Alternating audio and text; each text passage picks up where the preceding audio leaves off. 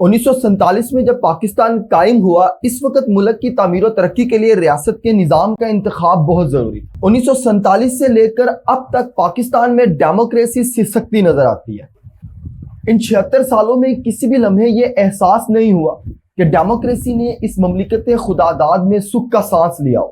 1947 تک ہماری آزادی کی ایک طویل داستان، لیکن 1947 کے بعد سے لے کر 2023 تک اس قوم کے باسیوں نے جو مشکل حالات اس کے حکمرانوں اور ان کے غلط فیصلوں کی وجہ سے دیکھے، اس کا بھی کوئی ثانی نہیں۔ پیارے دیکھنے والوں، پاکستان کی ڈیموکریسی کی سٹرگل بھی اپنے آپ میں ایک بہت اہم داستان ہے۔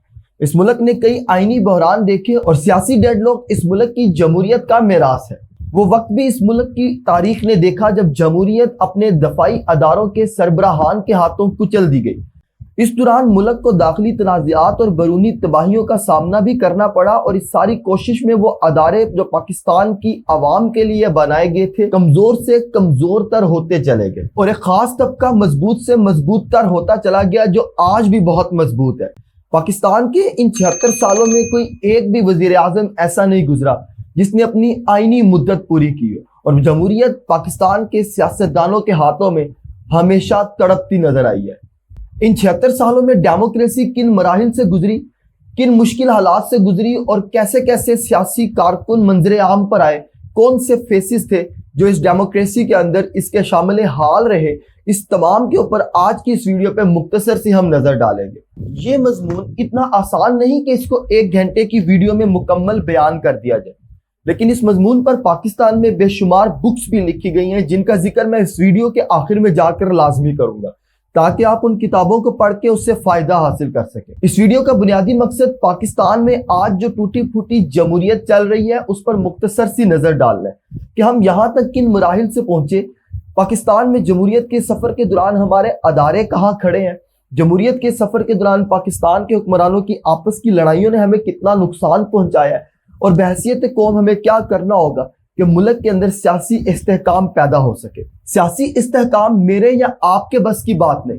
آج بھی پاکستان کے سیاستدان وہی پرانا طرز عمل استعمال کر رہے ہیں جو پچھلے 76 سالوں سے تھا، تو انہیں اپنی ماضی کی غلطیوں سے سیکھ کر اپنے اس طرز عمل کو بدلنا ہوگا، تبھی ملک کے اندر سیاسی استحکام پیدا ہوگا۔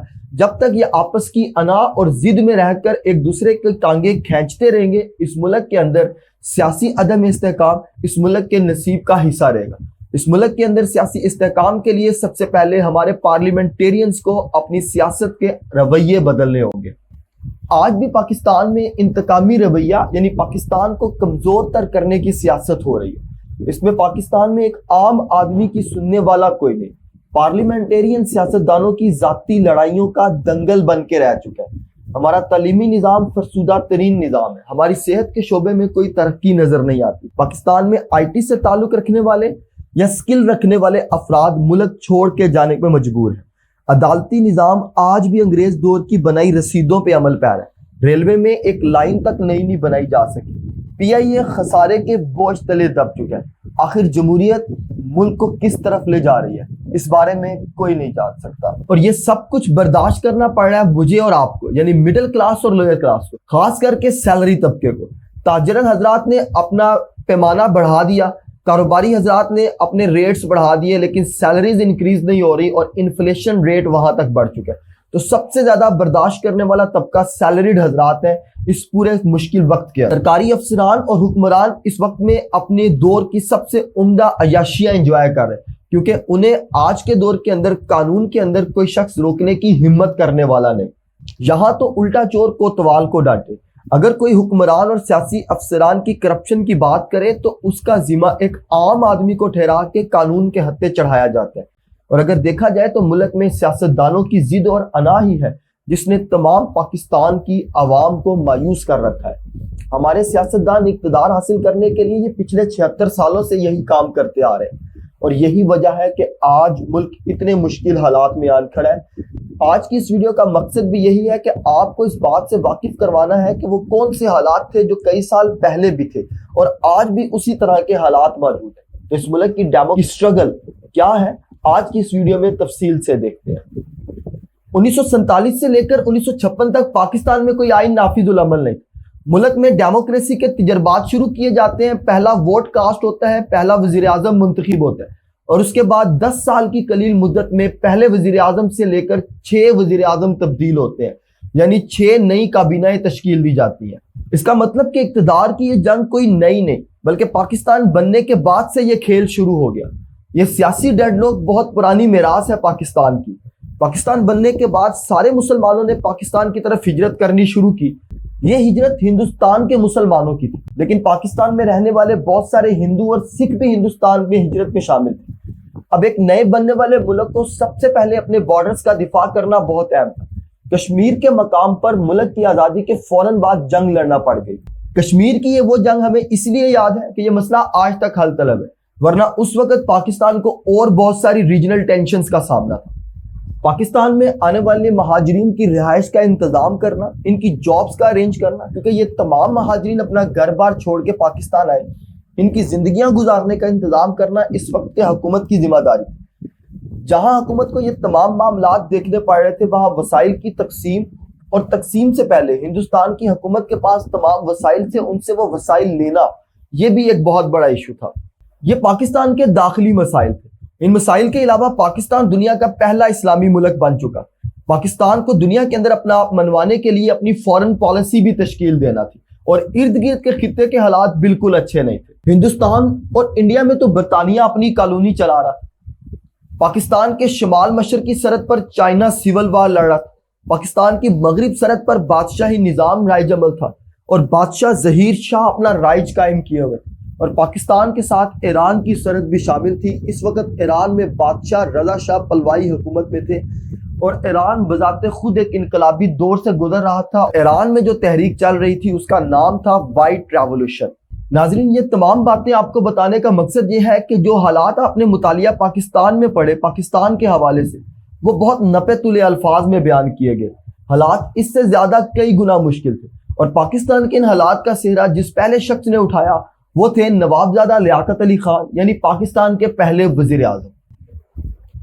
1947 میں ملک کی وزارت عظمیٰ کا عہدہ سنبھالنے کے بعد مسائل کو رفتہ رفتہ بہتری کی طرف گامزن کیا گیا، مگر پھر اس ملک کے دشمنوں نے اس ملک پر اپنا پہلا وار کیا، اور 1951 اکتوبر میں نوابزادہ لیاقت علی خان کو قتل کیا گیا۔ یہ پاکستان کی ڈیموکریسی کو پہلا جھٹکا تھا، جس کا نقصان شاید آج تک ناقابل تلافی ہے۔ اگر یہ سوچا جائے کہ 1951 میں لیاقت علی خان کو قتل نہ کیا جاتا تو شاید حالات کا رخ کچھ اور طرف ہوتا، لیکن جو قسمت کو منظور۔ نوابزادہ لیاقت علی خان کے بعد 17 اکتوبر 1951 کو خواجہ نظام الدین پاکستان کے دوسرے وزیر اعظم منتخب ہوئے۔ نوابزادہ لیاقت علی خان نے پاکستان میں 4 سال بحیثیت وزیر اعظم کے طور پہ کام کیا، یا اس سے زیادہ کچھ عرصے تک یہ کام کرتے رہے۔ خواجہ نظام الدین بھی 2 سال کی مختصر مدت کے بعد پاکستان کی جمہوریت کو چھوڑ کے چلے گئے، یعنی پاکستان کی جمہوریت کو یہ دوسرا زبردست جھٹکا تھا۔ ہمیں جہاں بے شمار پرابلمز کا فیس کرنا تھا، وہاں سیاسی عدم استحکام کا ایک طویل سفر یہاں سے شروع ہوتا ہے، اور یہ شاید آج تک قائم ہے، اور ہم آج تک اپنی ڈیموکریسی کو نہیں سنبھال پائے، اور ہمارا سیاسی عدم استحکام آج بھی ہمارے نصیب کا حصہ ہے۔ پاکستان بنتے سمے کوئی آئین موجود نہیں تھا جس کے تحت پاکستان کا نظام چلایا جائے۔ خواجہ نظام الدین کا اس وقت قصور یہ تھا کہ انہوں نے 1949 کے اندر ایک ریزولوشن پاس۔ اپنے وزارت کے دوران خواجہ نظام الدین نے پاکستان میں وراثت میں ملنے والے مسائل کو بھی سنبھالا، اور اس دوران پاکستان کی اسٹیٹ کو چلانے کے لیے جو ریزولوشن منظور کیا تھا، اس ریزولوشن کے بدلے میں خواجہ نظام الدین کے سیاسی مخالف سر جوڑ کے بیٹھ گئے، اور بالآخر سیاسی اختلافات کے باعث شدید عدم استحکام پیدا ہوا، اور خواجہ نظام الدین کو اپنے عہدے سے استعفیٰ دینا پڑا۔ آزادی کے پہلے 6 سالوں میں یہ پاکستان کے دوسرے وزیر اعظم تبدیل ہو چکے تھے۔ اس کے بعد یہ نشست وزارت عظمیٰ کی 17 اپریل 1953 میں محمد علی بوگڑا نے سنبھالی۔ محمد علی بوگڑا 17 اپریل 1953 سے 12 اگست 1955 تک پاکستان کے وزیر اعظم کے طور پہ خدمات انجام دیتے ہیں۔ ان کی حکومت کی مدت میں مختلف سیاسی چیلنجز اور ملک کی حکمرانی کو مستحکم بنانے کی کوششیں کی گئی۔ ان کی حکومت کے زمانے میں سیاسی انتشار پھر بھی عروج پہ تھا۔ محمد علی بوگڑا نے بھی 1953 کے اندر ملک کے اندر بہتری کے لیے ایک قانونی فارمولہ پیش کیا جسے بوگڑا فارمولہ کہا گیا۔ اس منصوبے کے ذریعے قومی اسمبلی میں مشرقی اور مغربی پاکستان کے درمیان برابر تناسب رکھنے کی کوشش کی گئی، لیکن اس فارمولے کو بھی شدید مخالفت کا سامنا کرنا پڑا اور یہ منصوبہ بھی ترک کیا گیا۔ محمد علی بوگڑا کے فارمولے کے کامیاب نہ ہونے کے بعد ایک دفعہ پھر ملک کے اندر سیاسی انتشار پیدا ہوا۔ مخالفین کی بڑھتی ہوئی تنقید اور سیاسی پریشر کی بنیاد پر محمد علی بوگڑا نے بھی پاکستان کی وزارت عظمیٰ سے استعفیٰ دیا، اور یہ پاکستان کے تیسرے وزیر اعظم تھے جنہوں نے مختصر ترین وقت کے اندر اپنا استعفیٰ دیا اور پاکستان کی وزارت عظمیٰ کا عہدہ ایک بار پھر خالی ہوا، اور کوئی بھی وزیر اعظم ابھی تک اپنا ٹینیور مکمل نہیں کر پایا۔ یعنی ڈیموکریسی پاکستان بننے کے فوراً بعد ہی سٹرگل کرنے لگ گئی تھی، اور پاکستان کے سیاسی حکمران ایک دوسرے پر اعتبار نہیں کرتے تھے اور ایک دوسرے کی ٹانگیں کھینچتے اور سیاسی انتشار اتنا کریٹ کرتے کہ مجبور ہو کر وزیر اعظم کو استعفیٰ دینا پڑتا اور ملک کے اندر سیاسی عدم استحکام قائم رہتا۔ محمد علی بوگڑا کے بعد وزارت عظمیٰ کا یہ عہدہ چودھری محمد علی نے 12 اگست 1955 کو پھر سے سنبھالا۔ چودھری محمد علی 12 اگست 1955 سے 12 ستمبر 1956 تک پاکستان کے وزیر اعظم کے طور پر خدمات انجام دیتے رہے۔ ان کی حکومت کی مدت میں ملک پاکستان میں پہلا آئین تیار ہوا۔ 12 مارچ 1956 میں پاکستان کو ایک اسلامی جمہوریہ ریاست قرار دیا گیا اور پاکستان کے اندر انتخابات کے لیے پارلیمانی نظام کو متعارف کروایا گیا۔ چودھری محمد علی کی حکومت میں معاشی اصلاحات کا تجربہ کیا گیا اور ملک کو کچھ حد تک ترقی کی راہ پر گامزن کیا گیا۔ چودھری محمد علی ملک کو اصولوں کے مطابق چلانا چاہتے تھے اور بین الاقوامی تعلقات کو بھی بہتر کرنا چاہتے تھے، لیکن ان کی حکومت کو بھی بہت سارے مسائل اور چیلنجز کا سامنا ہوا، اور ان کی حکومت کو جس سب سے بڑے چیلنج کا سامنا کرنا پڑا وہ تھا صوبوں کی تقسیم اور علاقائی لڑائیاں، جس پر سیاسی پریشر ایک دفعہ پھر بڑھا، اور اس سیاسی پریشر میں آ کے چودھری محمد علی نے بھی اپنے عہدے سے استعفیٰ دیا۔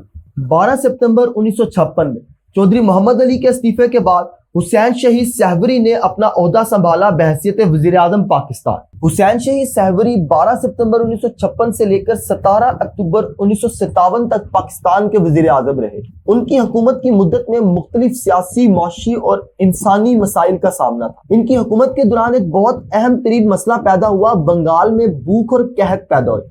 انہوں نے بھوک کے مشکل وقت میں بہت اہم اقدامات اٹھائے، زرخیز زمینوں میں فصلوں کی آباد کاری کی تاکہ بھوک کی صورتحال کو بہتر کیا جا سکے۔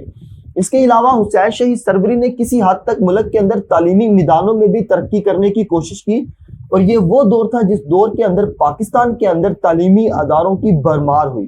لیکن 17 اگست 1957 کو ایک بار پھر سیاسی پریشر، سیاسی عدم استحکام کی بنیاد پر ان سے بھی یہ عہدہ چھین لیا گیا، اور اب یہ عہدہ LA چندی گڑھ کے ذمہ لگایا گیا۔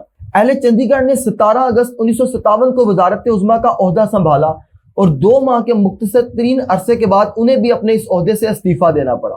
پاکستان کی تاریخ کے یہ وہ واحد وزیر اعظم ہے جو صرف 2 ماہ کے لیے وزیر اعظم رہے۔ ان کی حکومت کی مدت بہت مختصر تھی، اور انہوں نے اپنے عہدے کے دوران ملک کے معاشی اور سیاسی مسائل کا سامنا کیا۔ ان کی حکومت کا اہم ترین مسئلہ ملک کی معاشی بحران اور سیاسی اقدامات کا حل کرنا تھا، جس کی بنیاد پر انہیں حکومت ملی۔ LA چندی گڑھ کی یہ حکومت ایک سیاسی اتحاد پر مشتمل تھی جو صرف 2 ماہ تک چل پایا۔ 16 اکتوبر 1957 میں LA چندی گڑھ کے بعد فیروز خان نے وزارت عظمیٰ کا عہدہ سنبھالا، اور یہ پاکستان کے 6ٹھے وزیر اعظم بن کے سامنے آئے۔ فیروز خان کی حکومت میں بھی وہی مسائل تھے جو پیچھے سے پاکستان کی تمام وزیر اعظم کو وراثت میں ملتے آ رہے تھے، اور اس میں سب سے اہم تھا سیاسی انتشار، یعنی سیاسی ڈیڈ لاک، سیاستدانوں کی آپس کی لڑائیاں۔ اس حکومت کے دوران بھی معاشی ترقی کے مختلف اقدامات اٹھائے گئے، ملک کو معاشی بنیادوں پر مضبوط کرنے اور ترقی کی کوششیں کی گئی۔ فیروز خان نے تعلیم، سائنس، صنعت، زراعت یعنی ہر شعبے کے اوپر برابر کی ترجیح دینے کی کوشش کی، لیکن فیروز خان بھی اس سارے معاملے کو ممکن نہ بنا سکے اور پاکستان کو سیاسی انتشار اور سیاسی عدم استحکام سے نہ نکال سکے۔ ان حالات سے نمٹنے میں فیروز خان بھی ناکام ہوئے، اور بالآخر انہیں بھی 1958 میں استعفیٰ دینا پڑا، اور 1958 میں اس استعفے کے بعد پاکستان میں ڈیموکریسی کا گلا گھونٹ دیا گیا، اور جنرل ایوب خان نے یہ دیکھا کہ سیاستدان ملک کے حالات نہیں سنبھال پا رہے تو شاید فوج ملک کو بہتر کر سکے، اور انہوں نے ملک کے اندر مارشل لا نافذ کر دیا۔ پاکستان میں مارشل لا ایوب خان کی زیر اہمیت وقت 7 اکتوبر 1958 کو لگایا گیا۔ اس نے ایک فوجی حکومت کا آغاز کیا جو 1970 تک قائم رہی۔ مارشل لا کی اور بہت ساری ریزن تھی جن پر یہاں بحث کرنا مقصد نہیں، اس ویڈیو کا مقصد تھا ڈیموکریسی کی سٹرگل کو دیکھنا، تو اس مختصر عرصے کے اندر 6 ہمارے وزیر اعظم بدل چکے تھے اور سیاسی انتشار اور مسائل بڑھتے چلے جا رہے تھے، اور ان کے اوپر کیا دیا یہ ہوا کہ اب مارشل لا لگ گیا اور ایک فوجی ملٹری حکومت نے ملک کا نظام سنبھال لیا، یعنی ڈیموکریسی مکمل طور پہ اس ملک کے اندر ناپید ہو گئی۔ مارشل لا کے اس لگاؤ نے پاکستان کے مستقبل میں بھی پاکستان کے فوجی حکمرانوں کو یہ اجازت دی کہ وہ اس مثال کے مطابق ملک کے اندر بار بار جب بھی سیاسی حکمران آپس میں انتشار پہ آئے مارشل لا لگائیں۔ اور پھر وقت نے دیکھا کہ ماضی کے اندر یہی ہوا، جب بھی سیاسی انتشار پیدا ہوا کسی فوجی حکمران نے پاکستان کی ڈیموکریسی کا تختہ الٹا اور ملک کے اندر مارشل لا لگا کر ملٹری حکومت قائم کی۔ یعنی اس مارشل لا کے بعد پاکستان کو اور 2 مارشل لاز کا سامنا کرنا پڑ گیا۔ جنرل ایوب خان کا دور میں پاکستان کن مشکلات سے گزرا، ڈیموکریسی کے لیے کیا سٹرگل موومنٹ جاری رہتی رہی، اور سیاستدان اس دور کے اندر کس طرح سے اس ملٹری حکومت سے آزادی حاصل کرنے کی کوشش کرتے رہے، کون کون سے خاص ایونٹ ہوئے، اس کو دیکھنے کے لیے آپ میری نیکسٹ ویڈیو کا انتظار کریں۔ اس کے لیے میرے چینل کو سبسکرائب کریں، بیل آئیکن کے بٹن پہ کلک کریں تاکہ وہ ویڈیو جب آئے تو اس کا نوٹیفیکیشن آپ کو مل سکے اور آپ اس انفارمیشن والی ویڈیو سے بھی فائدہ حاصل کر سکیں۔